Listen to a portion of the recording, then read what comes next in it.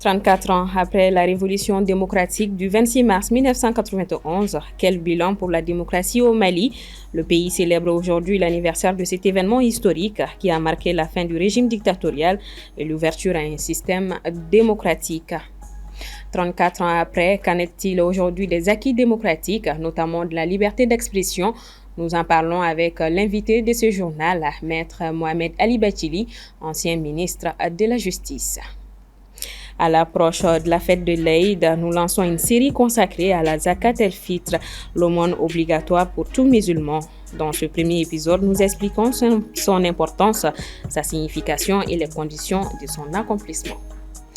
Vous êtes nombreux à nous suivre un peu partout dans le monde. Merci de votre constante fidélité.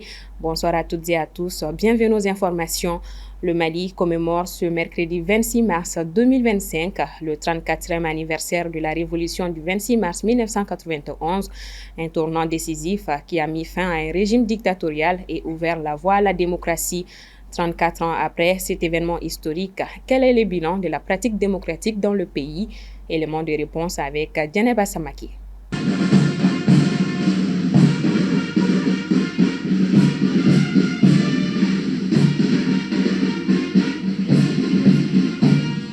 26 mars 1991, 26 mars 2025. 34 ans exactement que le peuple malien s'élevait contre le régime de feu général Moussa Traoré après 23 ans au pouvoir. 34 ans plus tard, le pays rend hommage à ses martyrs. On peut placer sous le signe du souvenir et de la reconnaissance et du respect de la mémoire et même hommage à tous ceux qui sont morts. C'est à la fois la douleur morale, beaucoup teinté de pessimisme. Quand je vois un peu la faible mobilisation de mes camarades pour commémorer cette date. Ça veut dire qu'eux-mêmes, ils ne sont plus vraiment dans la lutte, alors que la lutte pour la démocratie, c'est une lutte continue. Teintée de fierté et de souvenirs douloureux, cette date qui aura marqué à jamais l'histoire du Mali invite à une introspection profonde sur les acquis et les défis du Mali contemporain. Mais au-delà du rite, une question s'impose. Qu'a-t-on fait de l'héritage du 26 mars? Par-ci, par-là, il y a quelques pressions qui sont là sur certaines libertés. Mais bon, je pense que c'est une façon aussi de montrer qu'il y a une autre façon de gérer. Mais pour ce qui concerne vraiment la démocratie, il reste encore un peu. Nous sommes dans une transition. Sinon, moi je dirais tout simplement que je me sens plus à l'aise. Je me sens plus à l'aise en tant qu'ancien compagnon des camarades qui sont tombés en 91. D'abord, les acquis. On est en train de revenir sur beaucoup d'acquis, que ce soit à l'école, notamment pour lesquels nous étions sortis en 91. Nous étions sortis fondamentalement pour l'amélioration des conditions d'études des élèves étudiants du Mali. Aujourd'hui, les mêmes revendications sont sur la table. 34 ans après, les mêmes revendications demeurent. La démocratie conquise dans la douleur n'a pas tenu toutes ses promesses. Selon des observateurs, le 26 mars ne peut se résumer à une simple commémoration. C'est une boussole, un rappel que le prix de la liberté est lourd et qu'aucune souveraineté ne vaut sans institution, sans justice impartiale et équitable, mais surtout sans liberté d'expression. Jour pour jour, cela fait 34 ans que la démocratie est née au Mali. En 1991, un soulèvement populaire a conduit au renversement du régime du président Moussa Traoré. Réunis dans une association, les étudiants ont joué un grand rôle dans cette chute. Malheureusement, ce symbole historique est aujourd'hui démoli. Il s'agit de l'AIM, Aminata Keïta et Ibrahim Babi. Les premières années des mouvements scolaires et estudiantins au Mali remontent aux années 1960 à 1968 sous le président Modibo Keïta. Le premier mouvement estudiantin en tant que tel a été l'UNEM, l'Union nationale des élèves et étudiants du Mali, ayant vécu entre 1970 à 1980. Par la suite, l'UNEM a été dissoute à la suite de l'arrestation de son secrétaire général Abdul Karim Kamara dit Cabral. Le mardi 17 mars 1980, Abdul Karim Kamara dit Cabral a été assassiné, créant d'autres ampleurs au sein des mouvements scolaires et estudiantins. L'UNEM s'est considéré comme l'héritier des combattants du pays pour pouvoir encore poursuivre la lutte. Et c'est ainsi qu'en 1977, il y a eu la guerre qu'on appelle la guerre de Boniface, 1977. En 1978, le pouvoir ayant compris que l'UNEM est incontrôlable, le pouvoir a donc décidé d'autoriser la création officielle de l'UNEM. 10 ans après la dissolution de l'UNEM, l'Association des élèves et étudiants du Mali, AEM, a été créée. En janvier 1991, elle est l'un des acteurs clés des manifestations qui ont conduit à la chute du régime de Moussa Traoré, et son secrétaire général Oumar Mariko participe au CTSP institué par Amadou Toumani Touré le 31 mars 1991. C'est le cahier de doléances de l'AEM qui a été le déclic pour l'avènement de la démocratie au Mali. Notre problème était comment se battre pour faire en sorte que les élèves étudiants soient dans les meilleures conditions de formation. C'est ces 10 dernières années avant la dissolution de l'AEM que l'AEM a complètement changé de vocation. Et nous, anciens de la première ère, on avait même souvent honte d'être indexés comme des anciens de l'AEM. L'AEM a été créée pour défendre les droits des étudiants et des élèves. Des années après, elle a été accusée d'être à l'origine de violences en milieu scolaire et universitaire, ce qui a conduit à sa dissolution totale le mercredi 13 mars 2024 par les autorités de la transition. Une décision survenue après un affrontement entre étudiants qui a fait un mort le 28 février 2024. Et au temps de Modibo Keïta, surtout l'histoire que nous avons comprise, c'est que les membres de l'AEM étaient parmi les meilleurs de l'école. Mais malheureusement, juste après la chute de Moussa Traoré, l'AEM a été politisée. Et je crois que c'est la politisation de l'AEM qui fait qu'aujourd'hui, au moins, elle a été dissoute par les plus hautes autorités. L'AEM étant vraiment une structure qui devrait vraiment représenter les élèves et les étudiants auprès du gouvernement, a échoué sur tous les plans. On ne peut pas quand même les abandonner parce qu'ils ont fauté. L'erreur est toujours humaine parce qu'on ne peut pas vraiment laisser l'école malienne sans représentation, sans défense. Parce que sans l'AEM, c'est comme s'il n'y a pas de défense pour les élèves et les étudiants. Aujourd'hui, réunis dans un cadre de collaboration qui est l'amicale des militants et sympathisants de l'Union nationale des élèves et étudiants du Mali, ces anciens militants prônent la mise en place d'une AEM de conviction et de valeur. Notre temps était le temps des combattants engagés pour la défense de l'école malienne. Et donc, dans ce cadre-là, les gens étaient de conviction. C'est pour aujourd'hui, la dissolution de l'AEM n'est pas une surprise pour nous autres qui sommes bien avisés. Parce que nous avons constaté que c'est la meilleure façon de pouvoir sécuriser l'école. Après près d'une année, beaucoup de voix restent partagées sur la dissolution actuelle de l'AEM. Pour les anciens de ces mouvements, il faut refaire l'AEM avec de nouvelles mentalités et idéologies. Cette date marque donc un tournant décisif pour notre pays, notamment en matière de liberté fondamentale.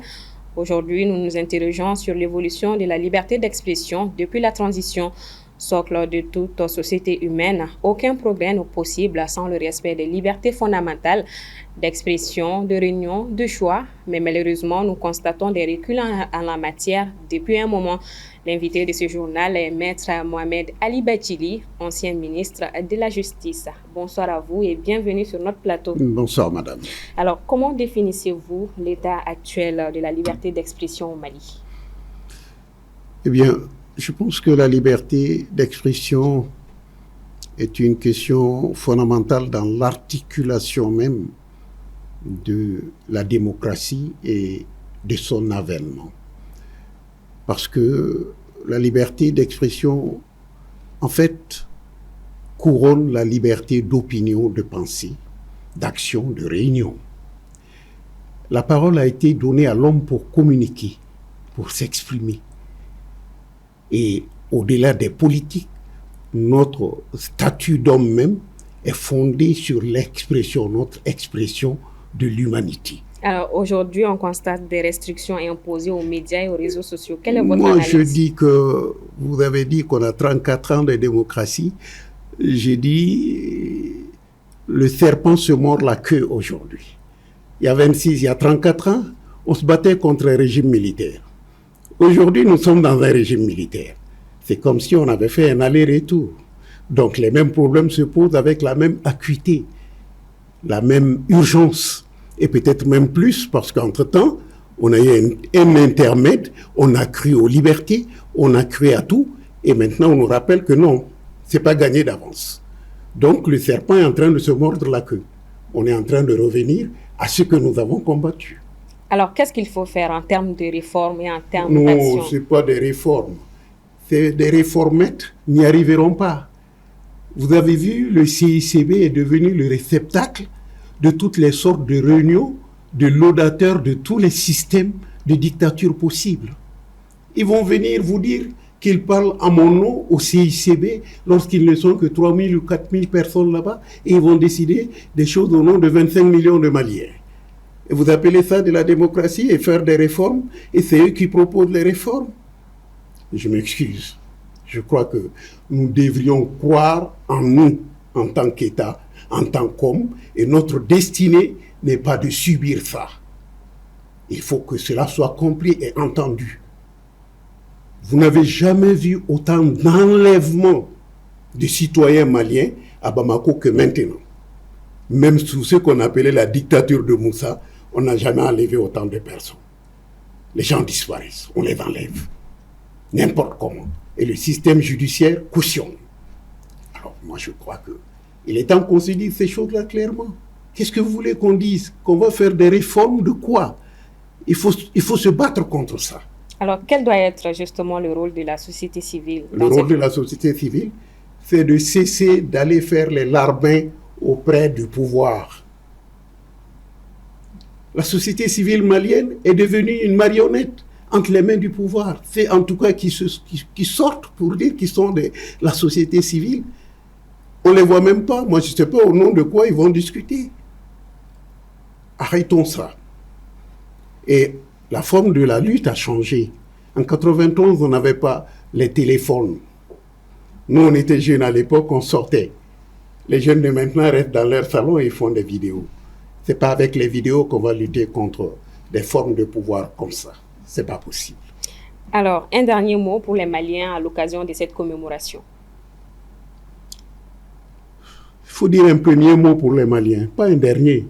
Le premier mot, c'est que le Malien, son destin lui appartient. Et c'est à lui de le forger et de le façonner.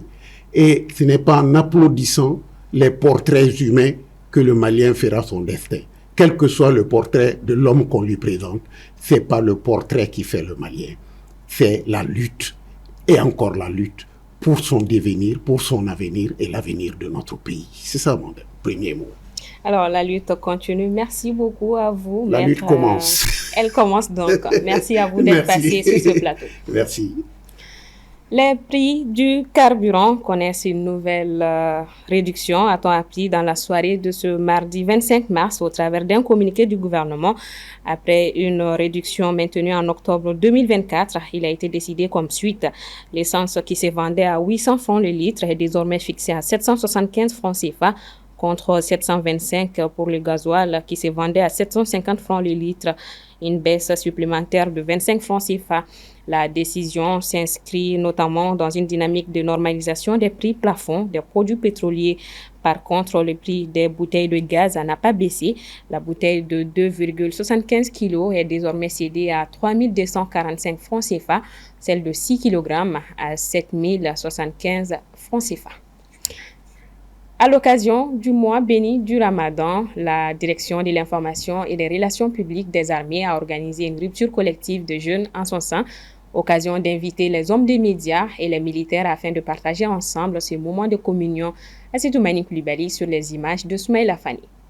Placés sous les signes de la communion, du pardon et de l'acceptation de nos différences, la rupture collective initiée ce lundi 24 mars par la Direction de l'information et des relations publiques des armées se veut être un moment empreint de spiritualité, de partage et de fraternité entre les militaires et les hommes de médias.